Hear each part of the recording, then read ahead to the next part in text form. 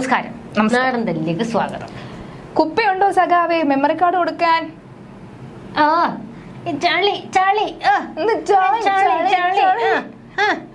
തീർന്നില്ല ഇതുവരെ.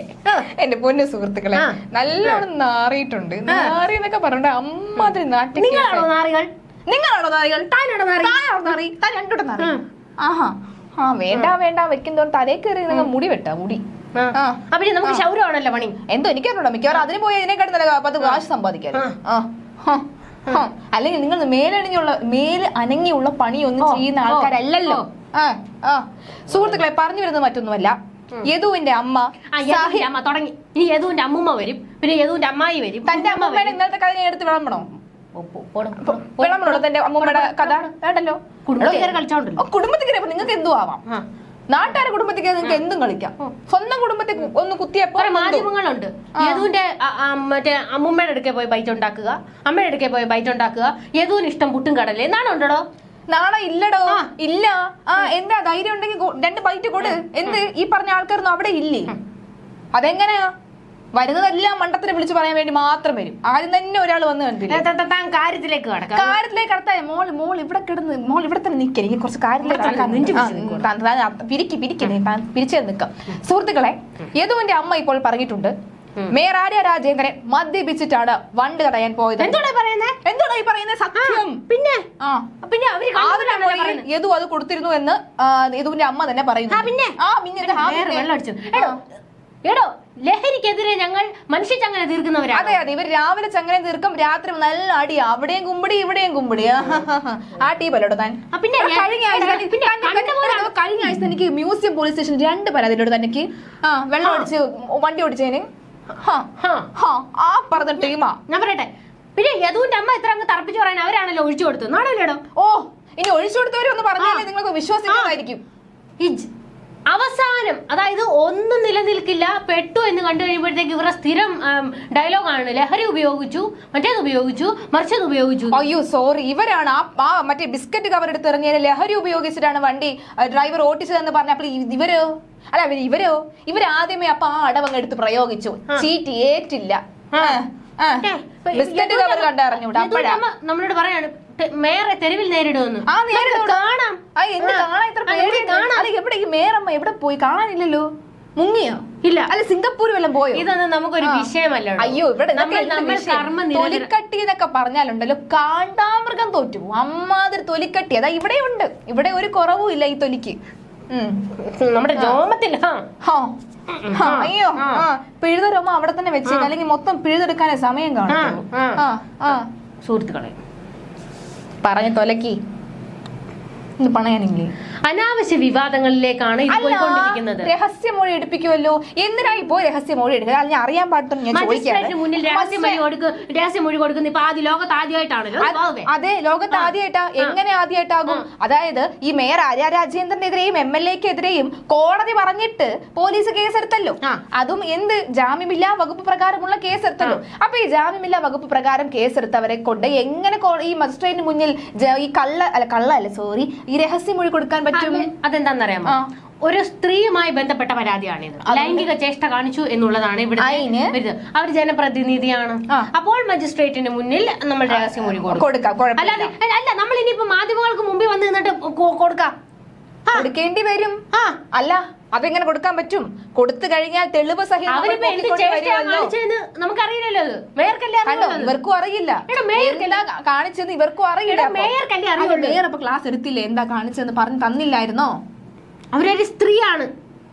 അതിന് ടിക്കറ്റ് വെച്ചത് കാണിക്കാടോ?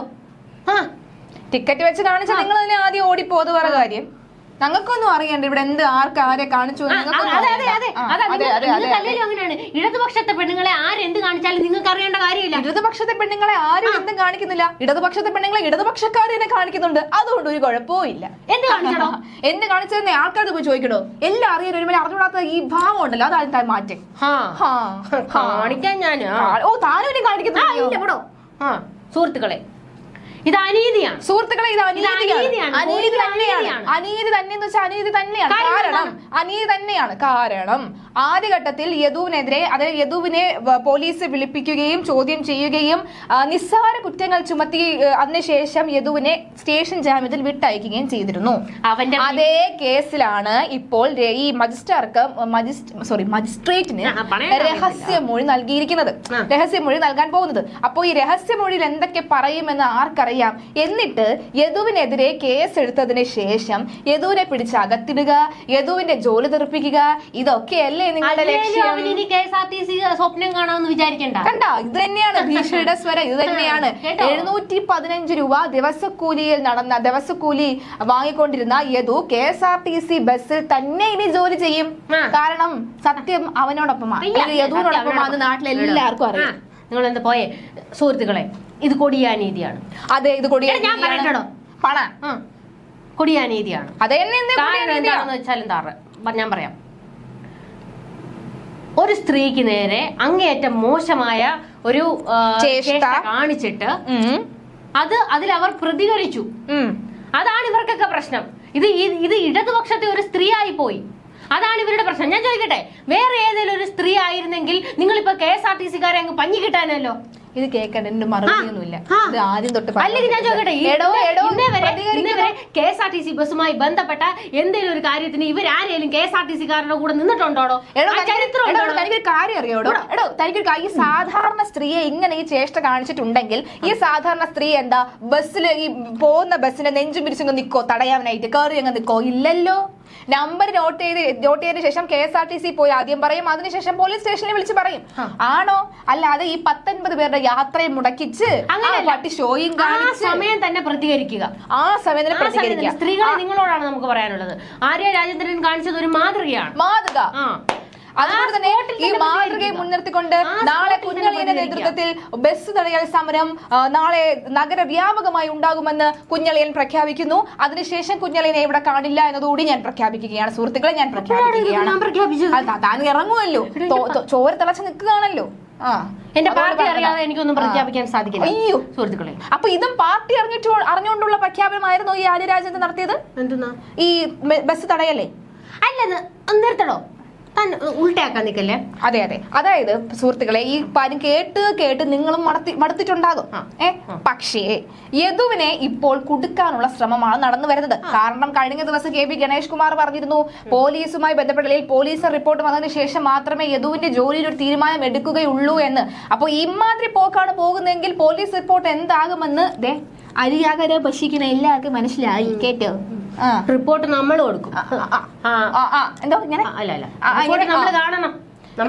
അതെ, റിപ്പോർട്ട് ഇവര് കൊടുക്കുമെന്ന്. അതെ, ഇവരിനി അറിഞ്ഞതിന് ശേഷം ഇവരുടേതായി വേണ്ട തിരുത്തലുകളൊക്കെ വരുത്തിയതിനു ശേഷം മാത്രമായിരിക്കും ഗണേഷ് കുമാർ സാറിന്റെ അടുത്ത് എത്തുക, അല്ലേ? അല്ല, ADGP ഒക്കെ എവിടെ പോയി? സിംഗപ്പൂരിൽ പോയെന്ന് കേട്ടു. അവർക്ക് പോക്കൂടെ അങ്ങോട്ട്? പോകാം. ഫസ്റ്റ് സമയമാണല്ലോ. കേരളം ഇത്രയും സമാധാനപരമായി നിൽക്കുന്ന ഒരു ദിവസം അല്ലെങ്കിൽ ഒരു സമയം വേറെ ഉണ്ടായിട്ടില്ല. അപ്പൊ തന്നെ പോണം, ഒരു കുഴപ്പമില്ല, പോണം. ഇതെന്താന്നറിയാമോ? നമ്മൾ സ്വയം പര്യാപ്തരാകുക. നമ്മളെ ആരെങ്കിലും രക്ഷിക്കാൻ വരുമെന്നൊന്നും വിചാരിച്ച് കടിച്ചോണം. അതിന് എന്തോ നമ്മുടെ നിയമം അപ്പൊ കയ്യിലെടുത്തോണം എന്ന് കുഞ്ഞളിയിൽ പ്രഖ്യാപിക്കുന്നത് സാരം. അങ്ങനെയല്ല ഞാൻ പറയുന്നത്. നമ്മൾ പ്രതികരിക്കുക, തെറ്റ് കണ്ടാൽ അതിനെതിരെ പ്രതികരിക്കുക. അതേ ആര്യ രാജേന്ദ്രനും ചെയ്തിട്ടുള്ളൂ. അതെ. നിങ്ങൾക്ക് എന്താണ് ഈ ചിന്തയും ആര്യയും ഒക്കെ, ജയിക്ക് ഇവരെയൊക്കെ നിങ്ങൾക്ക് എന്താണ് പ്രശ്നം? അവർ നിങ്ങളോട് എന്ത് ചെയ്തു? ഞങ്ങളോട് ഒന്നും ചെയ്തില്ല. അത് തന്നെയാണ് ആ മണ്ടത്തരം, അല്ലെങ്കിൽ ആ ഒരു ധാർഷ്ട്യം, എന്തോ ആണെന്നുള്ള ഭാവം, മലയാളികൾ അങ്ങ് കീഴെയാണെന്നുള്ളൊരു വിചാരം, അതൊക്കെ അങ്ങ് നാലായി മടക്കി അങ്ങ് പെട്ടിയിലങ്ങ് വെച്ചാ മതി. അതാണല്ലോ പെട്ടി പൊട്ടിച്ചപ്പോ വട്ടപൂജ്യമായി നിന്നത്. 4-ാം തീയതി ഒരു പെട്ടി പൊട്ടിക്കാനുണ്ടല്ലോ. കാണണം, തന്നെ കയ്യോടെ കിട്ടണം. നമുക്ക് കാണാടോ. എന്തായാലും മേയറിന്റെ കാര്യത്തിലൊരു തീരുമാനമായി. രോമത്തിൽ തൊടത്തില്ല, മേയറുടെ രോമത്തിൽ തൊടുവോ വേറെ ഞാനൊന്നും പറയുന്നില്ല. എനിക്ക് ചുമ്മാ ഈ ഇങ്ങനെ സഭ്യവറകളോടൊന്നും സംസാരിക്കാൻ താല്പര്യം. അതെ, സഭ്യതയോടെ സംസാരിക്കുന്ന ഒരു വ്യക്തിയാണല്ലോ ഇവിടെ ഉള്ളതെന്ന് ആലോചിക്കുമ്പോഴാണ് എനിക്ക് എന്തിനു പറയാനുണ്ടോ? ഒന്നുമില്ല. ഈ യദുവിന്റെ അമ്മ പറഞ്ഞ സഭ്യമായ സംസാരിക്കുന്ന കുട്ടിയുടെ വായിൽ നിന്ന് അമ്മയോട് ഞാൻ പറയുകയാണ്, അമ്മേ. എന്താ മോനെ? അമ്മ തെറ്റിദ്ധരിക്കപ്പെട്ടിരിക്കും. ആണോ? അമ്മയുടെ മോൻ ഒരു ആഭാസനും മട്ടവാസനും എന്ന് പറഞ്ഞിട്ട് അമ്മ ഇപ്പൊ ഇറങ്ങും ചിലപ്പോ. നമ്മൾ അമ്മമാരെ ഒന്നും പറയാം. അതെ അതെ അതെ അതെ. അതുകൊണ്ട് അത്ര അങ്ങോട്ട് കയറി കത്തട്ട. അമ്മമാർ പോരാളികളാണ്. സ്ത്രീ ആണ് അമ്മമാർ എന്നത് കൂടി ഓർക്കുക. സ്ത്രീകളെ അങ്ങേയറ്റം ബഹുമാനിക്കുന്ന വേറൊരു പാർട്ടി ഇല്ല. അതെ, പ്രത്യേകിച്ച്. ശരിയെന്നാ അമ്മ പറഞ്ഞതിൽ നാളെ ജനം വളയുമോ ഇല്ലയോ എന്നൊക്കെ നമുക്ക് കണ്ടറിയാം. നാളെ വരാം എന്തായാലും. ശരി.